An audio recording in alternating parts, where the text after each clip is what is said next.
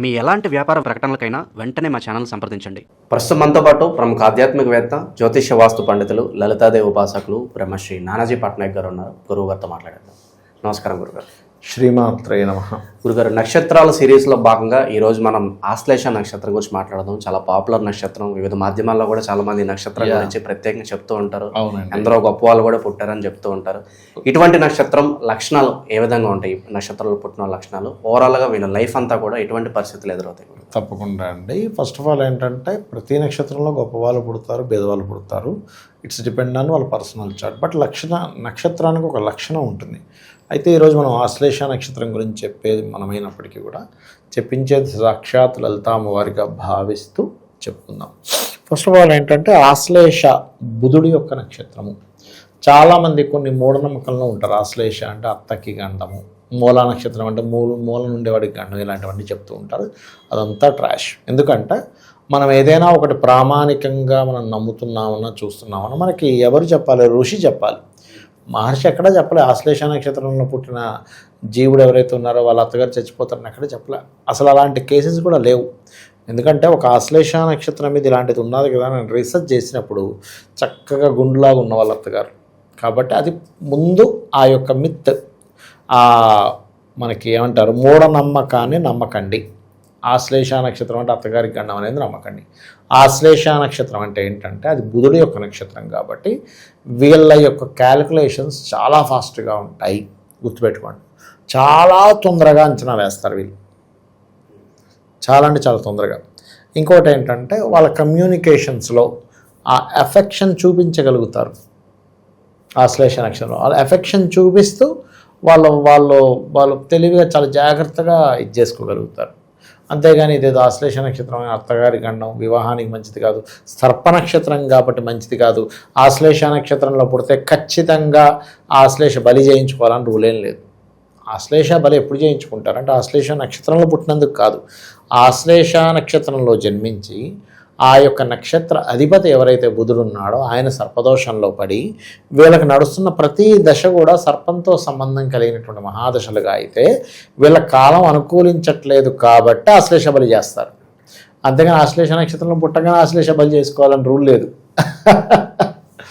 అర్థమైందండి అది.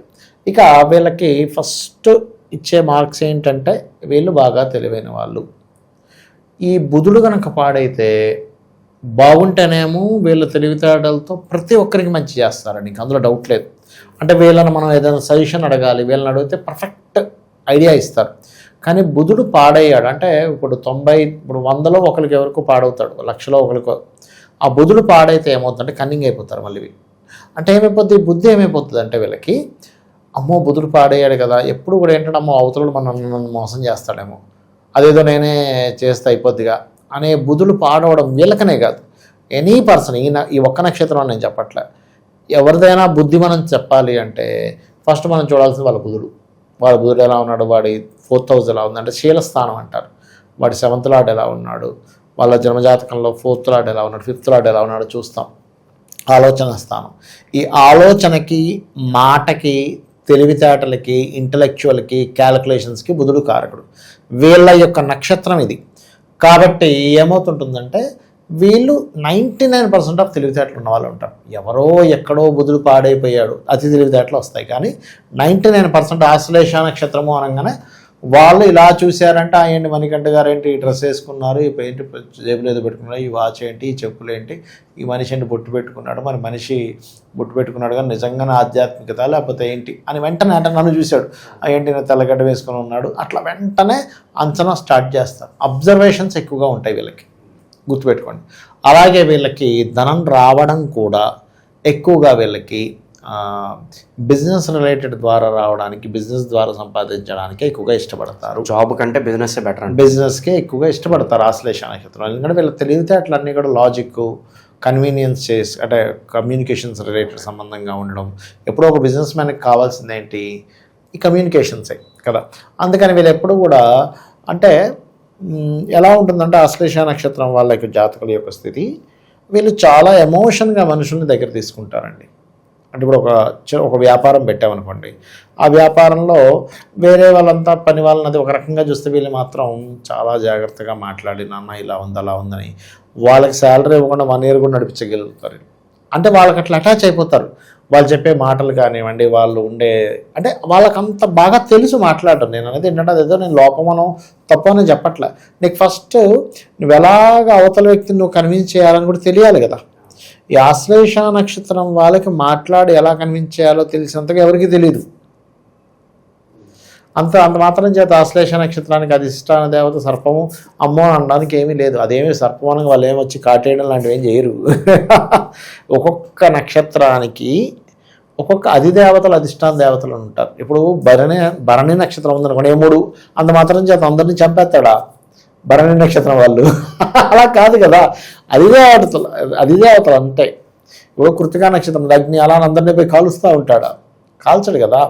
అలాగే దీనికి సర్పనక్షత్రం అని ఎందుకంటారంటే అలర్ట్నెస్ ఎక్కువ ఉంటుంది. ఒక సర్పం చూడండి, మీరు పొలంలో నడుచుకొని వెళ్తుంటే అది వెంటనే అలర్ట్ అయిపోతుంది.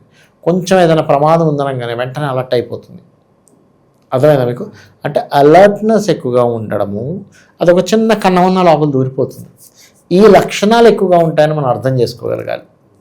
అలాగే ఇంకొక విషయం ఏంటంటే వీళ్ళ యొక్క అన్నదమ్ములు కావచ్చు, అక్క చెల్లెలు కావచ్చు, దూర ప్రాంతానికి వెళ్ళడానికి ఎక్కువ ఛాన్సెస్ ఉంటాయి. అలాగే వాళ్ళు కూడా వీళ్ళ యొక్క సిబ్లింగ్స్ కూడా ఏదైనా బిజినెస్ లైన్లోకి వెళ్ళాలనే ఆలోచనలు ఎక్కువగా ఉండడము, ఇవి ఎక్కువగా జరుగుతాయి. వీళ్ళ యొక్క తల్లిగారు కూడా కొంచెం బిజినెస్ మైండెడ్గా ఉండడం, బాగా తెలివిగా ఉండడం. మీరు కనుక ఎనీ ఆశ్లేష నక్షత్రం వాళ్ళని అడిగితే ఏమంటే మీ మదర్ చాలా తెలివిగా ఉంటారు కదంటే ఎస్ అనే మాట వస్తుంది మీకు. వీళ్ళకి ఇంకోటి ఏంటంటే ఎప్పుడైనా అసలు ఏదైనా ఒక ప్రాపర్టీస్ తీసుకునేటప్పుడు కూడా వీళ్ళు కొంచెం వీలైనంత మటుకు కమర్షియల్ ప్రాపర్టీస్ తీసుకోవడానికి ఎక్కువ ఇష్టపడతారు, రెంటల్స్కి ఇవ్వడానికి ఎక్కువ ఇష్టపడతారు. ఏదైనా ఒకటి చదివితే కూడా అది మరలా నాకు రేపు పొద్దున్న ఒక బిజినెస్ పరంగా ఎలా పనికి వస్తుందనే పాయింట్ ఆఫ్ వ్యూలోనే చదువుతారు వీళ్ళు. అంతేగాని ఏదో చదివేసాం అన్నట్టు కాకుండా అసలు నేను ఏం చదవాలి, ఏం చదివితే నా లైఫ్ బాగుంటుంది. బట్ ఇక్కడ ఇది ఎంతవరకు పనిచేస్తుంది, వీళ్ళ యొక్క 4th లాట్ అంటే లగ్నం నుంచి 4th భావాధిపతి ఎలా ఉన్నాడు అనే దాని మీద ఉంటుంది. అలాగే ఆశ్లేష నక్షత్రం వాళ్ళకి ఖచ్చితంగా 2 పిల్లలు ఉంటారు. 99% ఉంటారండి. ఒక పిల్లలు ఉండడం చాలా తక్కువ, రేర్. ఒకే పిల్లలు ఉన్నారంటే అది ఎక్కడో పంచమ స్థానం 2 భార్యాభర్తల జాతకాల్లో పాడైపోయితే తప్ప అప్పుడు పిల్లలు లేకపోవడం దట్ ఈస్ డిఫరెంట్ కేస్. కాకపోతే 2 పిల్లలు ఖచ్చితంగా, ఎందుకంటే డ్యూయాలిటీ ఉంటుంది ఈ యొక్క దీనికి. అలాగే ఇంకోటి ఏంటంటే ఎప్పుడు వీళ్ళకి హెల్త్ రిలేటెడ్ ఇష్యూస్ వచ్చినా కూడా నర్వ్స్ అంటే రెండుగా వస్తూ ఉంటుందండి. ఎందుకంటే ఈ నక్షత్రం యొక్క స్వభావం ఏదైతే ఉంటుందో అది రెండుగా ఇవ్వడం జరుగుతూ ఉంటుంది. అదొకటి. ఇంకోటి ఏంటంటే జెంట్స్లో కనుక ఈ ఆశ్లేష నక్షత్రంలో పుట్టి వాళ్ళకి ఈ 7వ స్థానాధిపతి కోరికల కారకుడు కనుక బాగా పెరిగిపోతే, అందరికీ నేను చెప్పట్లేదు, బాగా గుర్తుపెట్టుకోండి, 99% పీపుల్కి ఇది ఉండదు.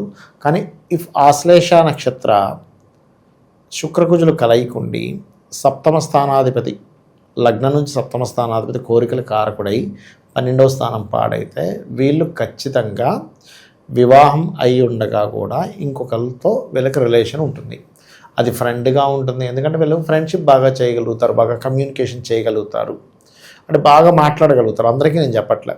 దీనికి కొన్ని ఫార్ములాస్ ఉంటాయి, కొన్ని రూల్స్ ఉంటాయి, కొన్ని రూల్స్ అండ్ రెగ్యులేషన్స్ ఉంటాయి దాని పరంగా. ఎందుకంటే ఆశ్లేష నక్షత్రం నుంచి 7వ స్థానం కుంభం అవుతుంది, అది సీక్రెట్ సైన్ అయింది.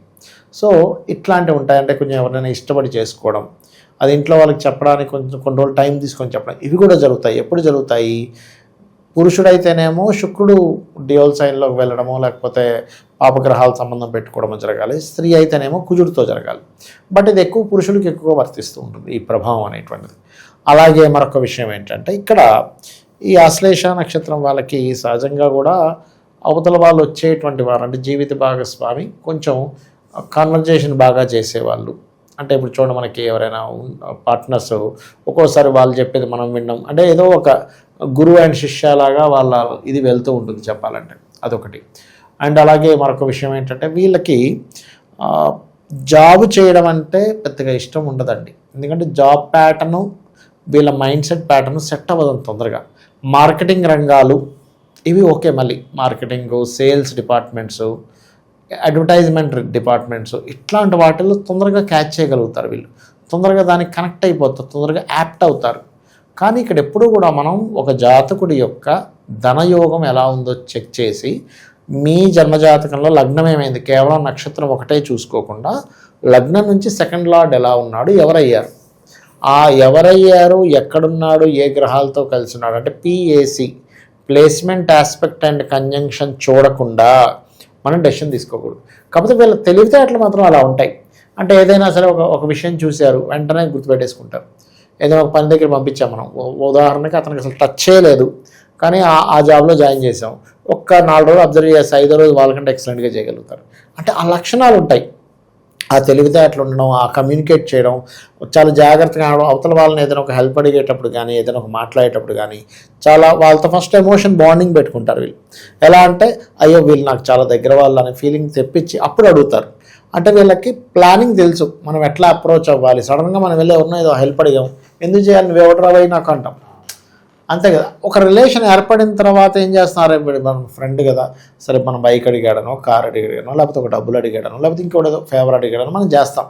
అలా ఏంటంటే వీళ్ళకి ఒక ఫ్రెండ్షిప్ చేసేటప్పుడు అవతల వాళ్ళకి బెనిఫిట్ చేస్తారు. వీళ్ళు ఏదో కేవలం అవతల వాళ్ళ దగ్గర బెనిఫిట్ పొందుతారని కాదు. ఫస్ట్ ఏంటంటే వీళ్ళు అవతల వాళ్ళకి బెనిఫిట్ చేసి దాని తర్వాత నుంచి అంటే వీళ్ళు స్టార్ట్ అవడం ఒక బెనిఫిట్తో స్టార్ట్ అవుతారు.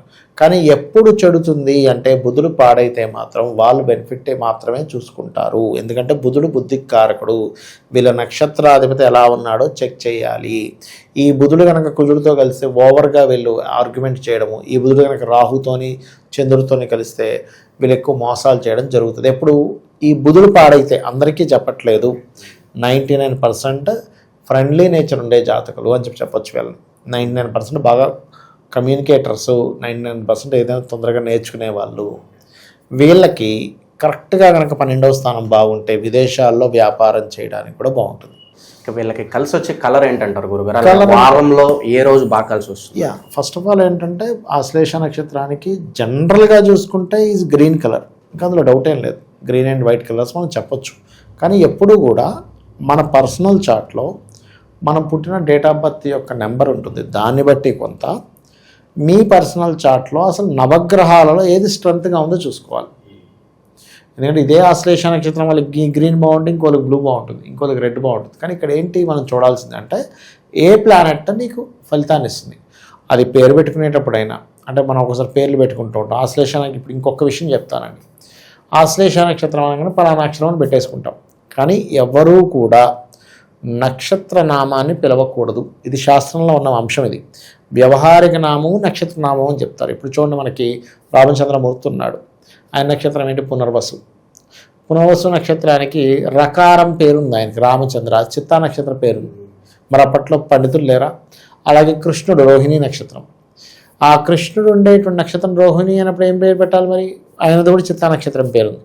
ఎందుకు అంటే వాళ్ళ పర్సనల్ చార్ట్స్లో ఏ ప్లానెట్ బాగుంది, వాళ్ళ యొక్క జన్మజాతకంలో ఎటువైపు వాళ్ళు వెళ్ళబోతున్నారు, దాన్ని తీసుకొని ఏదైతే స్ట్రెంతబుల్ ప్లానెట్ ఉందో దానికి సంబంధించిన అక్షరాలు సపరేట్గా ఉంటాయి. అది వ్యవహారిక నామంగా వాడాలి. ఈ నక్షత్ర నామాన్ని పెట్టుకొని ఇంట్లో పెట్టేసుకుంటాం. మీ నక్షత్ర నామం ఏంటంటే అప్పుడు చెప్తారు. వ్యవహారిక నామాన్ని నక్షత్ర నామంగా పెట్టకూడదు. That is different and this is different. అది వీళ్ళు లైఫ్ లాంగ్ చేసుకోవాల్సిన రెమెడీస్ ఎక్కువగా ఎటువంటి దైవారాధన చేస్తే? వీళ్ళు ఎక్కువగా విష్ణు ఆరాధన, సర్ప ఆరాధన ఎక్కువగా చేయాలి. విష్ణు సహస్రనామాలు ఎంత వింటే అంత మంచిది. రాజరాజేశ్వరి అమ్మవారి ఆరాధన కూడా చేసుకోవచ్చు, స్కందుని కూడా చేసుకోవచ్చు. వీళ్ళకి లైఫ్లో ఇవి కనుక చేస్తే ఖచ్చితంగా బాగుంటుంది. వీళ్ళకి ఓవరాల్గా ఆశ్లేష నక్షత్రం గురించి వాళ్ళ లైఫ్ ఎలా ఉంటుంది, ఎలాంటి పరిహారాలు చేసుకోవాలి అద్భుతంగా వివరించారు. ధన్యవాదాలు. శ్రీమాత్రే నమః.